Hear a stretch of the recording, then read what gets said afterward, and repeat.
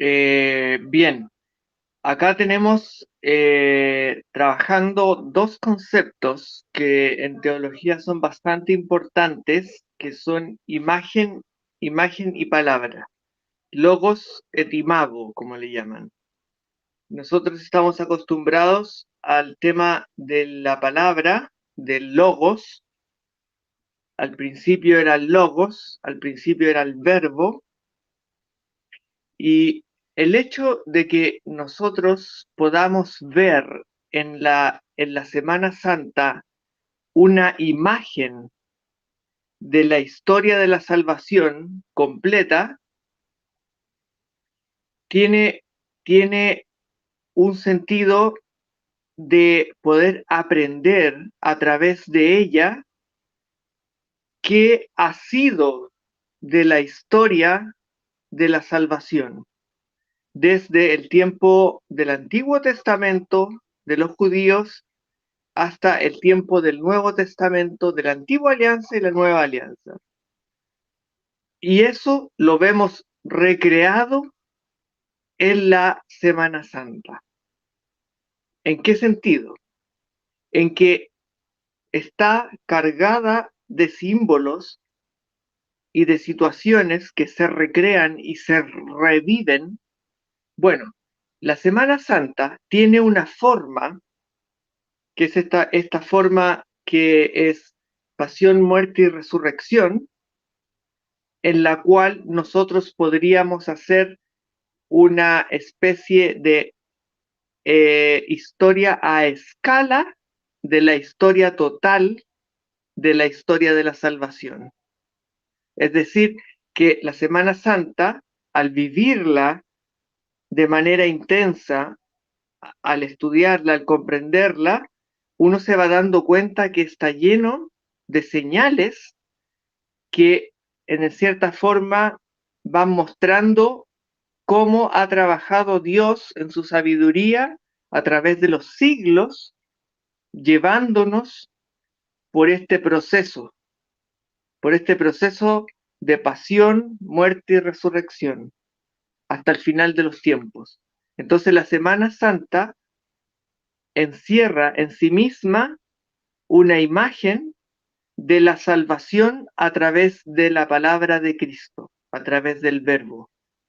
Es como un reflejo, a, como más, para decirlo en un lenguaje muy simple, muy popular, es como una a escala más chiquitita, pero de la historia entera de nuestra salvación. Entonces, por eso es tan importante, porque nosotros en una semana es como que revivimos todo lo que ha pasado y pasará. Entonces, eso para nosotros es importantísimo, porque es como le decía, es como un reflejo en chiquitito de toda la historia de la salvación.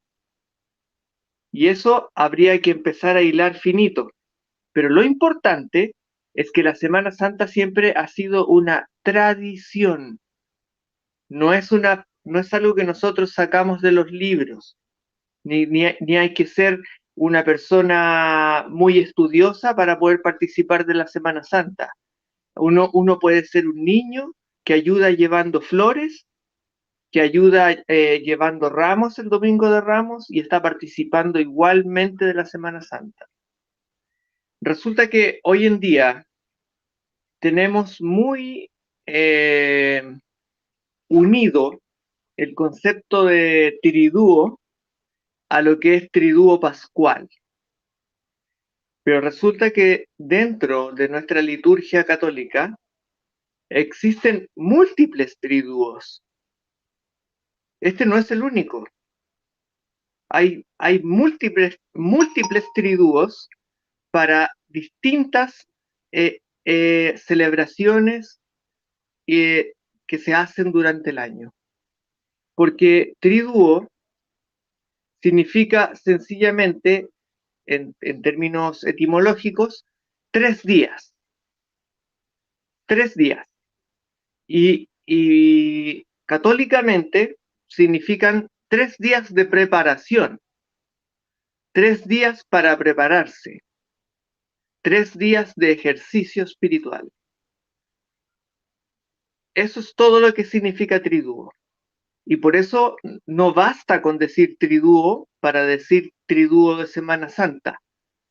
Hay que decir triduo pascual, porque es el triduo que va para la Pascua.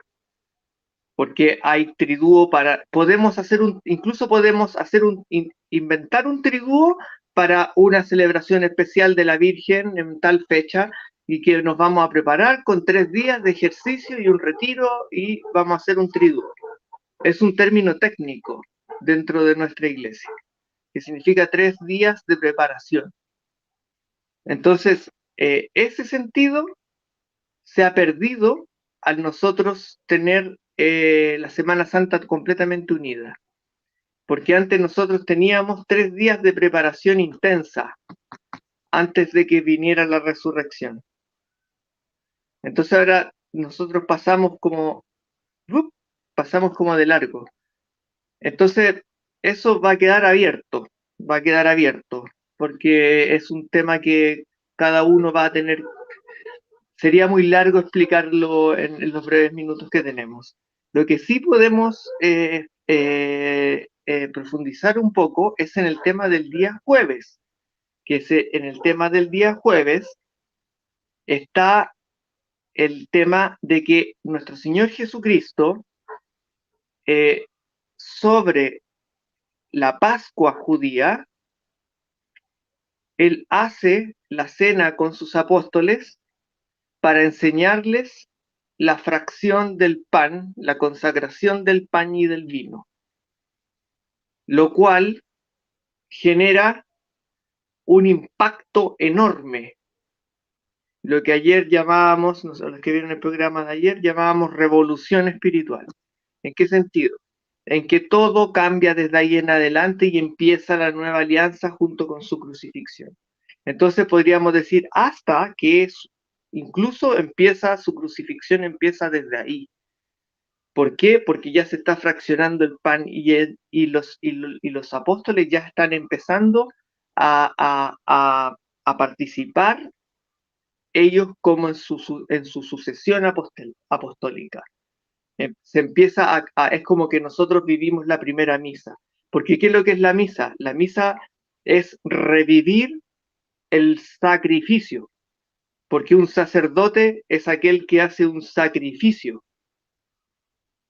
No es alguien que atiende una mesa en una cena. No, un sacerdote es el que hace el sacrificio y se le ofrece a Dios. Le ofrece el pan y el vino. El pan y el vino ofrecido a Dios, eso lo hace un sacerdote. Y ahí empieza la sucesión apostólica con esta técnica que nos enseñó Jesucristo para poder recrear su cuerpo, su sangre separadas porque él estaba en el martirio y su sangre preciosa estaba siendo derramada, separada de su cuerpo a través del pan y del vino. Entonces es ese sentido el que nosotros necesitamos recuperar, porque o si no generamos demasiado como que se parece mucho a cosas que hacen los protestantes. Por ejemplo, los testigos de Jehová hacen un memorial. Última Cena hacen los evangélicos. Pero que haya un sacrificio de nuestro Señor en su cuerpo consagrado como pan y vino, eso lo hacemos solamente nosotros.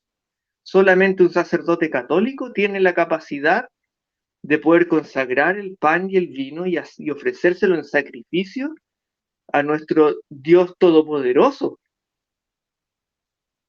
para poder recrear el sacrificio de la cruz. Por eso se le llama a la misa, se le llama sacrificio incruento. No sé si lo recuerdan ustedes de su tiempo de catecismo.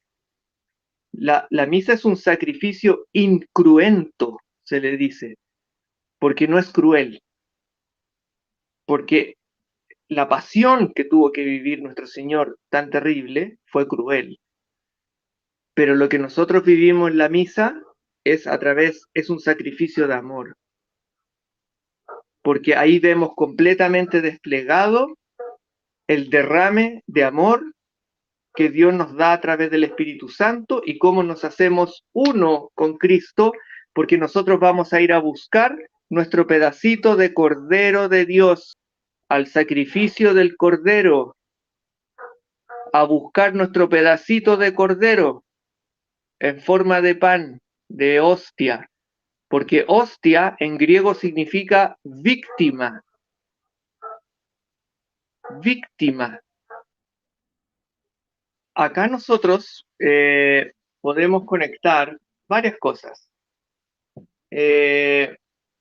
En primer lugar, sin ir más lejos, recordando una vez más las cosas que mencionamos en el programa de ayer, y para quienes no lo han oído o visto, los invitamos a verlo en el canal, ahí está.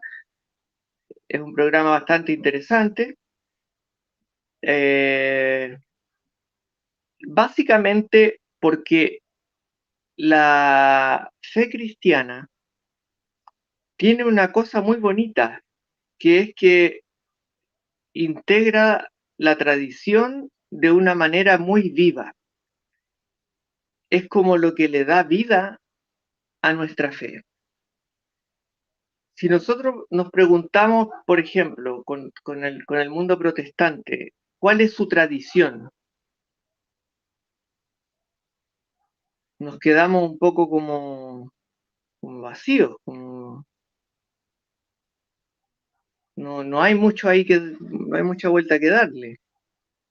En cambio, si nosotros preguntamos cuál es la tradición católica, ¡boom! Se vienen un montón de procesiones, carnavales, fiestas, a las advocaciones de la Virgen, al Cristo de tal ciudad, al Cristo de otra ciudad, estas van acompañados con los santos, hay bailes, hay una música, hay todo tipo de colores y vestimentas, siempre con un perfil propiamente católico y religioso, que despiertan la fe. Y aquí nosotros tenemos que conectar un tema que es muy teológico, que es que desde Cristo en adelante, desde que Cristo pasó por la cruz, el tiempo que vive el ser humano es lineal. El tiempo se vive como una línea. El tiempo que vivían los antiguos, arcaicos, paganos, idólatras, eran círculos, donde todo se repetía. Nosotros podemos decir, pero si las fiestas se repiten. Sí, se repiten, pero no se repiten de la misma manera. Porque para el nativo o para el hombre pagano, estaban atrapados dentro de círculos. Pero nosotros somos la primera civilización, la primera cultura, la primera religión que tenemos un destino, tenemos un principio y tenemos un final. El mundo se creó y el mundo va hacia un juicio final. Y eso nos hace ir por una línea de tiempo. Entonces nosotros, cada año, no se nos da la Semana Santa naturalmente como que es algo que tenga que pasar como viene el invierno, la primavera o viene... No, tenemos que recrearla y revivirla. Tenemos nosotros que revivirla dentro de esta línea del tiempo. Porque la línea del tiempo es la línea del tiempo de Cristo. Y es tan fuerte el cambio que generó Cristo en la historia que si nosotros le preguntamos a un ateo, por irnos al extremo, le preguntamos a un ateo, ¿tú en qué año naciste? Va a decir 1970 o 1980 o 1990. Ya, y ese año, ¿por qué se llama así?